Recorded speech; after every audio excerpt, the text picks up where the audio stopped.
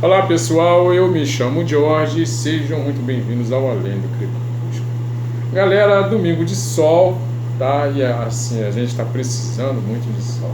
E quando eu falo isso, eu falo no sentido conotativo e no sentido denotativo. Afinal de contas, a gente tem vivido dias em que os nossos céus têm sido constantemente coroados por nuvens cinzentas. Bom, mas é o seguinte, eu finalmente li, eu li Wolverine, tá? A Morte de Wolverine, tá? E eu queria comentar com vocês o que eu achei dessa história, que foi muito controversa na ocasião que foi lançada. Mas antes eu gostaria de pedir a vocês que se inscrevam no canal, tá? Se você ainda não é inscrito. Apertem o sininho ali para receberem as notificações, deixa aquele like pro Jorge. E aqui embaixo vocês opinem, deem a opinião de vocês, façam algum comentário sobre o que vocês acharam do programinha. Tá legal?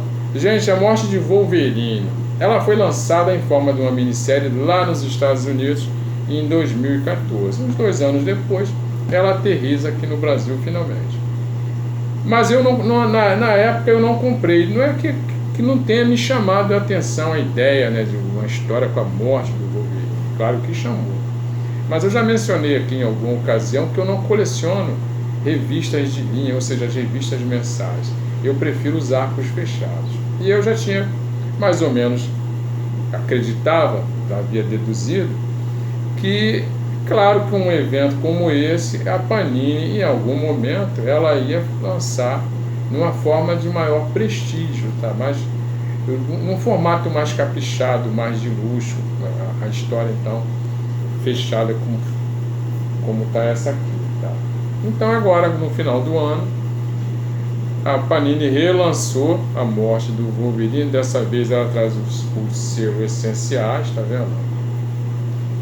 Ela vem em capa dura com uma leve camada pinceladas aqui de verniz, tá vendo? Aqui, ó.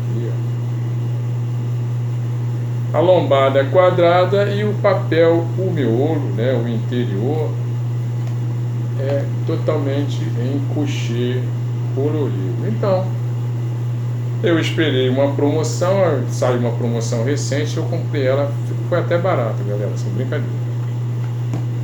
Mas, porque eu falei controversa, né, o que aconteceu? Quando essa minissérie foi lançada, lá e aqui, muita gente não gostou, muita gente ficou muito decepcionada. Não é com o fato do Wolverine morrer, porque a gente sabe que ele não ia ficar muito tempo morto. Um personagem da importância, da relevância do Wolverine, a Casa das Ideias não ia se livrar dele assim. É claro que era mais uma história daquela para chamar, e em algum momento a gente ia ter então a volta do Wolverine, como já aconteceu, já se deu, e o Wolverine está de volta. Ok?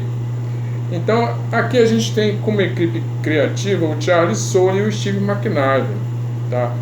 O Charlie Soule, ele vem aí aos poucos, sabe, comendo ali o mingau ali pelas beiradas e ganhando muito prestígio na Casa das Ideias, ali na Marvel. Ele produziu alguns arcos do Demolidor, ele fez aquela saga Vingadores versus X-Men, enfim, ele tem trazido alguns trabalhos muito elogiados.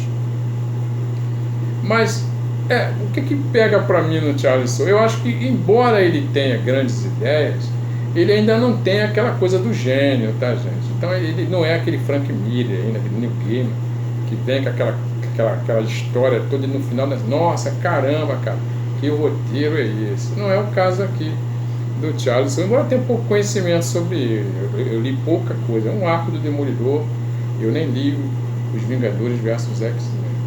Mas aqui ele é mediano. Mas ele é um cara que tem grandes ideias. Você percebe que aqui ele quis fazer alguma coisa legal, ele só não conseguiu. Mas mesmo assim ele deixa um rastro de pistas pra gente, que a gente consegue identificar que ele tem boas ideias sim, tá? Você vê, por exemplo, a trama, ele conta aqui que o Wolverine descobre que não tem mais o fator de cura, tá? Se ele não tem mais o fator de cura, então ele agora vai envelhecer e vai morrer. Então ele deixa aquela qualidade de ser imortal e agora ele é mortal. tá? E se isso não bastasse, a cabeça dele é colocada a prêmio. Então, não importa onde ele se esconda, para onde ele vai, sempre tem caçador de prêmio, caçador de cabeças ali perseguindo ele, entendeu? E a condição dele ficou tão complicada que até para ele usar as garras, porque quando as garras são projetadas, não é? Quando elas voltam, elas trazem vírus, bactérias. Com o fator de cura dele, esses vírus, essas bactérias, são ali destruídas, né, desintegradas por causa do fator de cura. Mas sem o fator de cura, até usar a garra agora colocar ele em risco de vida. E a única coisa que ele mantém é a agilidade dele e a super força. Ainda bem, porque sem a super força ele nem conseguiria andar, já que ele tem um esqueleto, né, todo revestido de metal, que é o adamante. Mas o Charles Soule faz umas coisas legais aqui. Por exemplo, a gente tem passagens ali pelo Canadá, pela cidade de Madripoor, pelo Japão, que são assim usados frequentemente como cenários para as histórias do Wolverine, entendeu?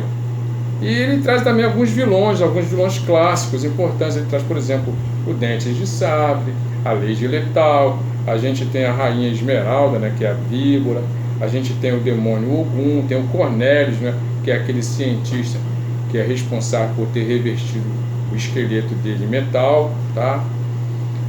Então, assim, ele tem uns negócios legais aqui, realmente não há como negar. Ele só não conseguiu fazer aquela grande história, tá? Mas o Wolverine merecia algo mais apoteótico, algo mais sofisticado, uma trama mais bem elaborada, e ele aqui consegue uma coisa mediana.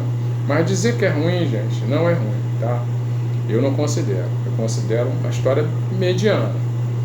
E com relação à arte, que muita gente também se queixou, porque embora o Steve McNiven é um cara fantástico, tá? Ele produziu ali um arco do Quarteto Fantástico muito legal. Ele também é o responsável pela arte do Guerra Civil, do velho Logan, né? Que para mim é uma das melhores histórias do Wolverine, o Nemesis, né? Que ele também fez ao lado ali daquele escritor. Esse é genial, mas é totalmente maluco, que é o Mark Millar. Então ele vem ali impondo ali, ganhando prêmios, impondo esse traço dele, porque o traço do cara é fenomenal. Galera, não tem como você ignorar o traço desse cara. Olha só essa capa aqui, ó. Tá vendo? Então a gente vê o Wolverine aqui muito parecido com o Hugh Jackman, tá vendo? O fundo lá, a gente vê uma paisagem canadense, a queda de um rio aqui, ó, e um alvo, né? Tá vendo? Muito legal. Mas muita gente disse que nem ele aqui conseguiu salvar a história. Olha, galera, se alguém disser pra mim que ele aqui está sendo tecnicamente perfeito, eu até aceito, tá? Mas mesmo quando ele é só tecnicamente perfeito, olha o traço do cara, gente. Olha esse desenho aqui.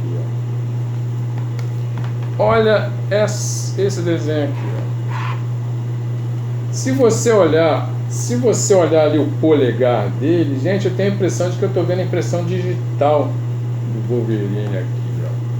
E ele tem uns momentos aqui, ó.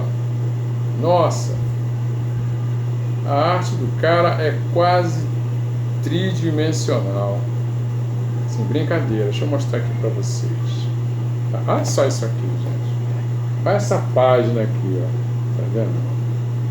Olha a beleza e o acabamento. Então, o Steve McNiven, assim, não tem como você ficar impassível diante do traço do cara. O cara desenha demais. O cara, nossa, o cara é um pica das galáxias, tá? Então, os desenhos dele, mesmo sendo tecnicamente, ou estando dentro da média, essa média dele ainda é superior a de grandes desenhistas que a gente tem no mercado aí, a maioria dos desenhistas, eu diria. Então, gente, se eu tivesse que dar uma nota de 0 a 5, eu dou 3, tá? Eu dou 3, porque é uma história que está acima da média. Não é essa história que as pessoas, sabe, muita gente torceu o nariz, não. Vale a pena sim, tá aí a dica, galera, vale a pena. É uma história do Wolverine, vai para sua coleção de Wolverine, com certeza, merece, é um momento interessante. Tá legal?